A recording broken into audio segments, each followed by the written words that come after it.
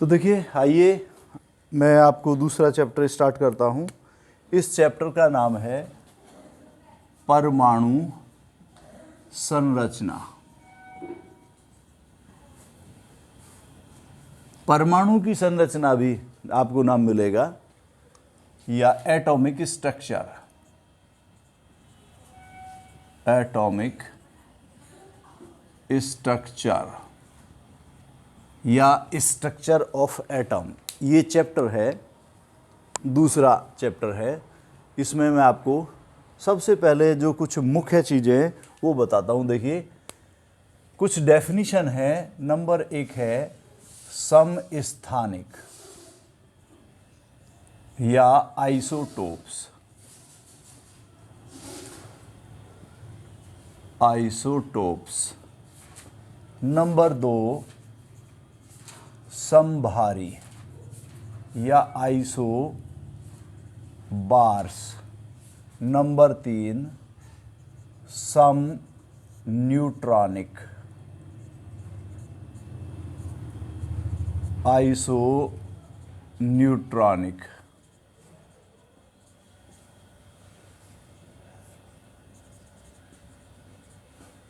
और नंबर 4 सम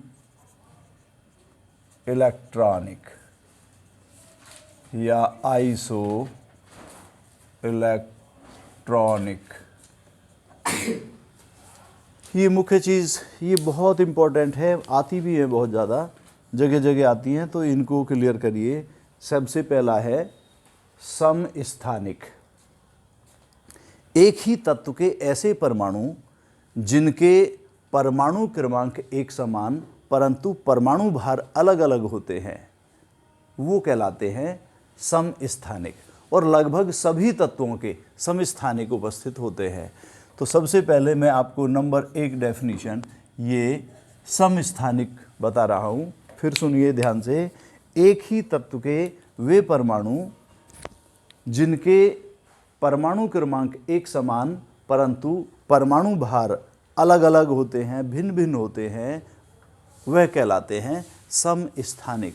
और लगभग सभी तत्वों के समस्थानिक मौजूद होते हैं। उदाहरण के लिए देखिए, जैसे 1H1, 1H2 और 1H3। हाइड्रोजन के ये 3 समस्थानिक हैं, ये आपस में समस्थानिक हैं हाइड्रोजन के। देखिए, तीनों एक ही तत्व हैं हाइड्रोजन, तीनों के परमाणु क्रमांक एक समान हैं। कितने हैं? एक एक एक। लेकिन ऊपर जो होता है परमाणु भार लिखा जाता है, ये अलग अलग हैं। इसका 1 है, इसका 2 है, इसका 3 है। आपने इनका नाम भी सुना होगा। इसको कहते हैं साधारण हाइड्रोजन या सिंपल हाइड्रोजन। प्रोटियम भी इसी को कहते हैं। ये है 1H2, इसको कहते हैं भारी हाइड्रोजन या ड्यूटेरियम। और ये 1S3 है, इसको कहते हैं ट्राइटियम। इसी तरीके से हीलियम है, 2 हीलियम 3 और इसका समस्थानिक है 2 हीलियम 4। ये देखिए, हीलियम के समस्थानिक है। जैसे कार्बन है, कार्बन 612, कार्बन 613 और कार्बन 614, ये कार्बन के समस्थानिक हैं। जैसे नाइट्रोजन के समस्थानिक है, नाइट्रोजन 713 और नाइट्रोजन 714, ये नाइट्रोजन के 2 समस्थानिक हैं। इस तरीके से आप देखिए, क्लोरीन है, बहुत एग्जाम्पल है इसके। क्लोरीन 1735 और क्लोरीन 1737, ये क्लोरीन के समस्थानिक है। तो आप इनको एग्जाम्पल लिख लीजिए। ये हाइड्रोजन के समस्थानिक हैं, हीलियम के समस्थानिक हैं, कार्बन के समस्थानिक हैं, नाइट्रोजन के समस्थानिक हैं और ये क्लोरीन के समस्थानिक हैं। किसी भी तत्व के समस्थानिक में आप देखेंगे कि तत्व एक ही होता है। जब एक होता है तो उनके परमाणु क्रमांक भी समान होते हैं, लेकिन उनके परमाणु भार अलग अलग होते हैं। जैसे देखिए, कार्बन है, ये कार्बन के समस्थानिक हैं, एक ही तत्व है कार्बन। कार्बन का परमाणु क्रमांक 6 है, तो परमाणु क्रमांक समान है सबके, लेकिन परमाणु भार अलग अलग हैं, 12, 13 और 14। समझ में आ गया होगा। अब आइए आप नंबर 2 समभारी। समभारी में जैसा कि पहले वाले समस्थानिक से था, सम कहते हैं समान को, समस्थानिक से तात्पर्य है जिनके स्थान समान हो, और स्थान समान हो आप जानते हैं पीरियोडिक टेबल में स्थान किस पर निर्भर करता है, परमाणु क्रमांक पर। तो समस्थानिक इसी आधार पर उनका नाम रखा गया है, जिनके परमाणु क्रमांक एक समान होते हैं वो कहलाते हैं समस्थानिक। यहाँ समभारी, सम मीन्स समान, और भारी से मतलब है भार तात्पर्य, और भार कौन सा, परमाणु भार से तात्पर्य है समभारी के। तो समभारी की डेफिनेशन क्या है, विभिन्न तत्वों के वे परमाणु जिनके परमाणु भार एक समान होते हैं परंतु परमाणु क्रमांक अलग अलग होते हैं, वह समभारी कहलाते हैं। एक बार फिर ध्यान से सुने, विभिन्न तत्वों के वे परमाणु, विभिन्न तत्वों के वे परमाणु, केवल 5 मिनट बैठिए, विभिन्न तत्वों के वे परमाणु जिनके परमाणु भार एक समान होते हैं परंतु परमाणु क्रमांक भिन्न भिन्न होते हैं, वे कहलाते हैं समभारी। समभारी में आप देखेंगे, जैसे आप ये देखिए तत्व अलग अलग होंगे, ये 2 हीलियम 3 है, और आप ये देखिए ये 1H3 है, ये 2 हीलियम 3 है। इन दोनों में देखिए ये हीलियम है और ये हाइड्रोजन है, तत्व अलग अलग है लेकिन दोनों के परमाणु भार एक समान है। कितने हैं दोनों के, 3-3। इधर ध्यान दीजिए, तो इसके समभारी का एग्जाम्पल हो जाएगा 1H3 और 2 हीलियम 3। ये दोनों हीलियम के और हाइड्रोजन के समस्थानिक हैं, दोनों के परमाणु क्रमांक अलग अलग हैं लेकिन परमाणु भार एक समान 3-3 हैं। और देखिए जैसे आप इन दोनों को देखिए, ये कार्बन 6-13 है और ये नाइट्रोजन 7-13 है, तो नाइट्रोजन के समस्थानिक हो गए, कार्बन 6-13 है और नाइट्रोजन 7-13 है, ये दोनों। आप अगला समस्थानिक देखिए, इनको देखिए, ये कार्बन 6-14 है, ये नाइट्रोजन 7-14 है, अलग अलग हो गए। ये भी कार्बन के हैं 6-14 और नाइट्रोजन 7-14, ये समभारी हो गए किसके,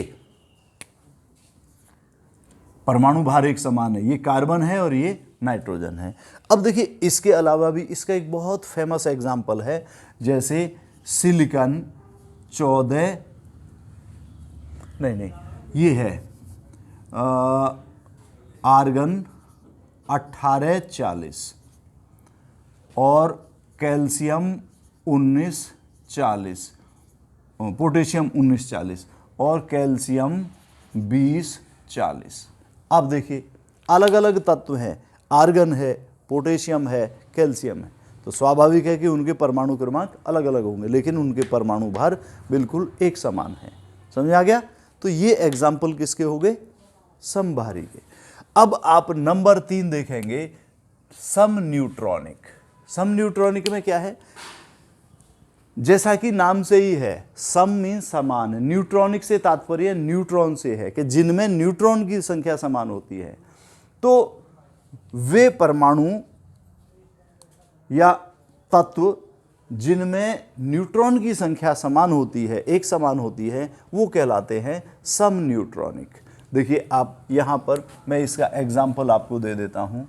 उदाहरण के लिए एक बार फिर सुनिए, वे तत्व जिनमें न्यूट्रॉन की संख्या एक समान होती है वह कहलाते हैं सम न्यूट्रॉनिक या आइसो न्यूट्रॉनिक। जैसे उदाहरण के लिए आप एक चीज़ देखें, इनमें ही देखें,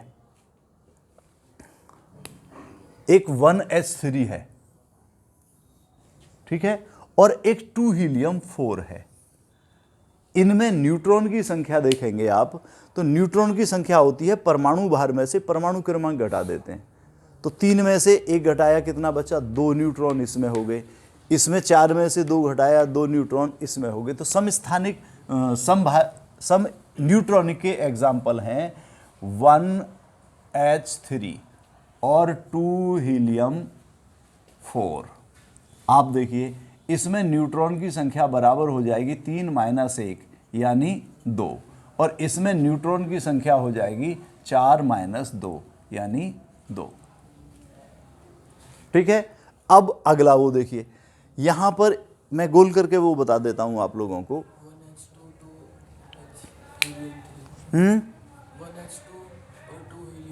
हाँ, इनमें भी हो जाएगा।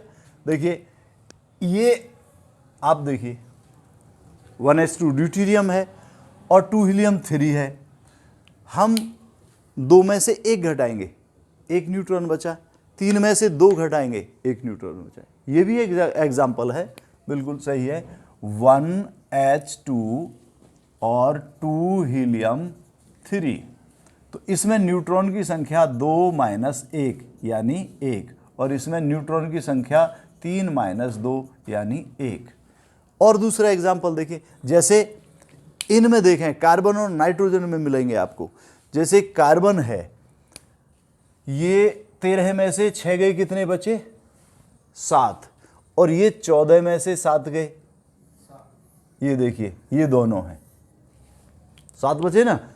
तो आप ये देखिए कार्बन 6 13 और नाइट्रोजन 7 14, इसमें न्यूट्रॉन की संख्या हो गई 13 माइनस 6 यानी 7, और इसमें न्यूट्रॉन की संख्या हो गई 14 माइनस 7 यानी 7।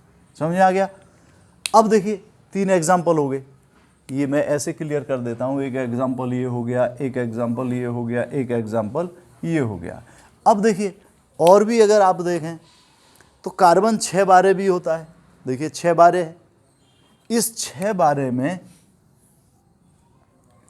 अगर 12 में 6 घटाएंगे कितना बचेगा? 6।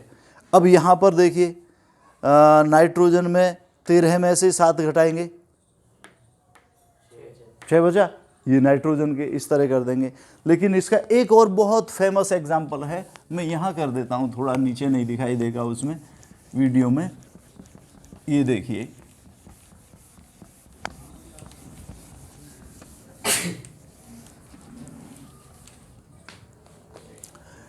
ये है सिलिकॉन 1430, फास्फोरस 1531 और सल्फर 1632।